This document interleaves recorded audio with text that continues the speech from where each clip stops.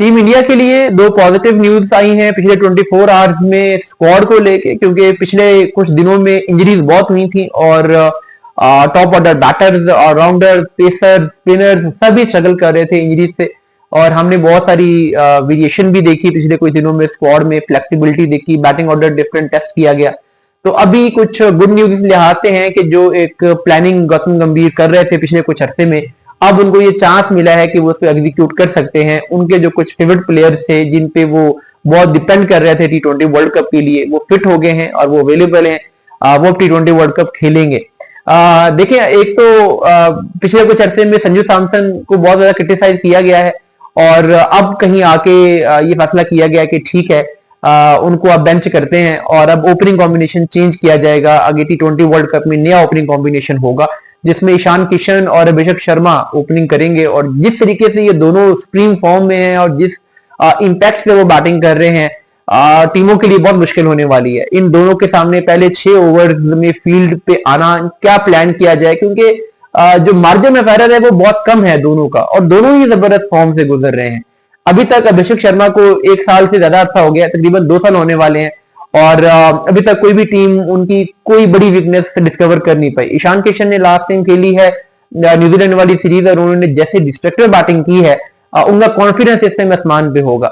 इसके अलावा तिलक वर्मा जो कि एक ऑपरेट के बाद रिहैब से गुजर रहे थे पिछले कुछ अरसे में, वो खेले नहीं है अगेंस्ट न्यूजीलैंड, वो सीरीज उन्होंने मिस की। और न्यूजीलैंड सीरीज में उनके मिस करने की वजह से ही ईशान किशन को नंबर 3 पे चांस मिला।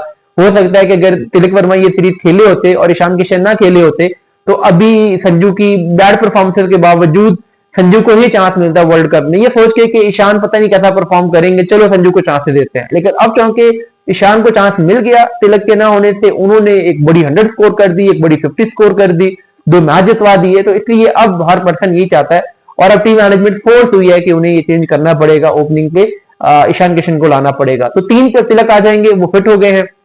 और तिलक का ये है कि आप देखेंगे जब स्काई 3 पे आ रहे थे और स्काई स्ट्रगल कर रहे थे तो टॉप ऑर्डर इंडिया का उतना सेटल लग नहीं रहा था। फिर तिलक को 3 पे लाया गया, आते ही उन्होंने 2 मैचेस में लगातार 2 जबरदस्त परफॉर्मेंसेस दी और सूर्या जब 4 पे गया तो सूर्या की परफॉर्मेंस आनी शुरू हो गई।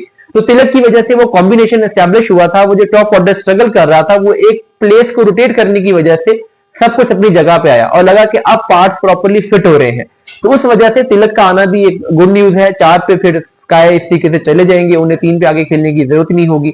अगर तिलक ना होते और जैसे ईशान ओपनर जा रहे थे तो स्काई को 3 पे खेलना पड़ता और 3 पे वो खासा स्ट्रगल कर रहे थे।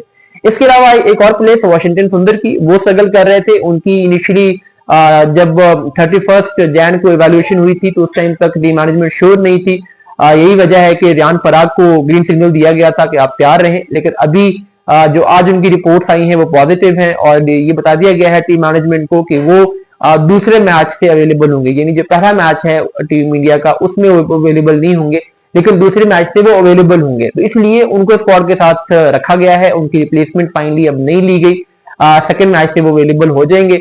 और जो जरूरत पड़नी है वाशिंगटन सुंदर की, वो पड़नी है जब ये मैचेस आएंगे जिसमें लेफ्टीज बहुत हैं। जैसे अगर कोई मैच पड़ता है आगे जाके न्यूजीलैंड से पड़ता है सेमीफाइनल में या फाइनल में, क्योंकि सुपर 8 स्टेज तक तो न्यूजीलैंड सामने आएगी नहीं। इस तरह से जो मैच ऑस्ट्रेलिया वाला होगा, जो कि वो इंडिया के ग्रुप में होगा ऑस्ट्रेलिया, तो वहां पे वाशिंगटन सुंदर की जरूरत पड़ सकती है। ट्रेविस हेड के अगेंस्ट मिडिल ऑर्डर में और भी बहुत सारे प्लेयर उनके हैं। साउथ अफ्रीका के पास भी कुछ अच्छे लेफ्टीज हैं। तो जिन टीमों के पास स्ट्रॉन्ग लेफ्टीज हैं उनके अगेंस्ट वाशिंगटन सुंदर की यूटिलिटी बहरहाल सामने आएगी, क्योंकि ये अकेले ऑफ स्पिनर है जो कि टीम इंडिया के पास है। अदरवाइज बाकी लेफ्ट आर्म स्पिनर हैं और लेफ्ट आर्म को ये प्लेयर्स बेहतर खेल लेते हैं।